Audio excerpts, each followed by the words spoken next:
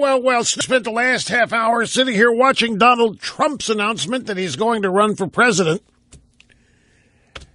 And we were laughing ourselves. I mean, it was a howl session. But at the same time, there's no doubt in my mind. I'll tell you what this is shaping up to be. For those of you who have the long-term memory and in this for the long game, think Perot. Think Ross Perot. Remember the reaction people had to Ross Perot. And I'm not comparing Trump's speech.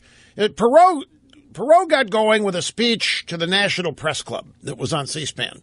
It was amazing, actually, because it was a noontime speech, but it was all about spending and debt spending and how the U.S. was second-rate in every regard and how it was silly and how he could fix it. And there was no intimation he's going to run for president at that time. And that's what made the speech that Perot gave made it so attractive and attracted so much attention to it. Trump, the same kind of thing here with similar focus, except he made it official today. He's running for president. By the way, greetings and welcome back, Rush Limbaugh, the EIB Network, 800-282-2882. But I mean, let me just give you a little summary. We're still rolling tape here, assembling the audio sound bites. He started out, it's hard to say what he started with because there's so much here. I don't remember where it all happened.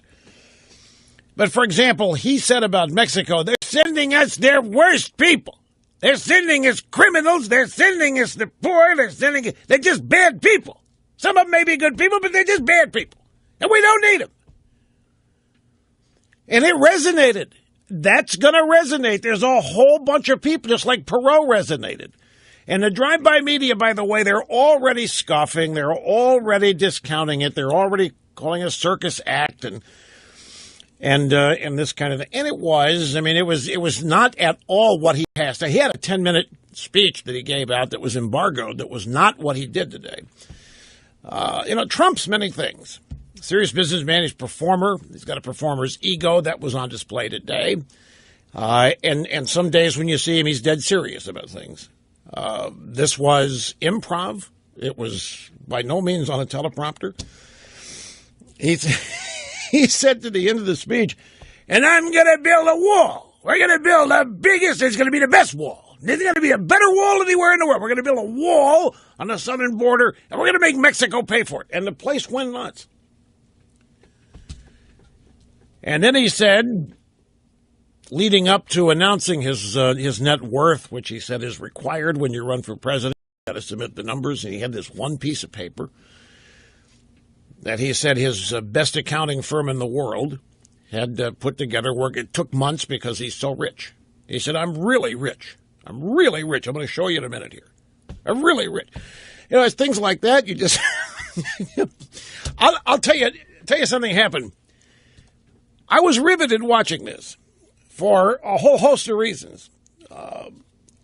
And the phone rang, and I got mad because my hearing, the phone, when there's a secondary noise in the room, I can't hear what I'm trying to hear. Like two people talking at the same time, I'm not able to comprehend either of them.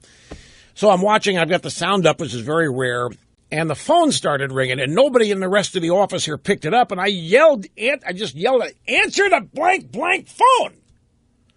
Because I wanted to hear what Trump was saying. And I stopped myself, wait a minute, look what just happened here. There hasn't been a single other person give a political speech in years that if the phone rang and interrupted him, I'd have been mad. Now, don't misunderstand that. You know me, I'm not endorsing, haven't endorsed, nowhere near any of that. I'm not even jazzed yet, folks. I have to tell you that this is all so premature, and it's all so early that whatever polling numbers there are just do not interest me. Because where we are right now is nowhere near where we're going to end up. And there's a premonition. I've had a premonition, after all, we're talking about a presidential race with Hillary Clinton in it.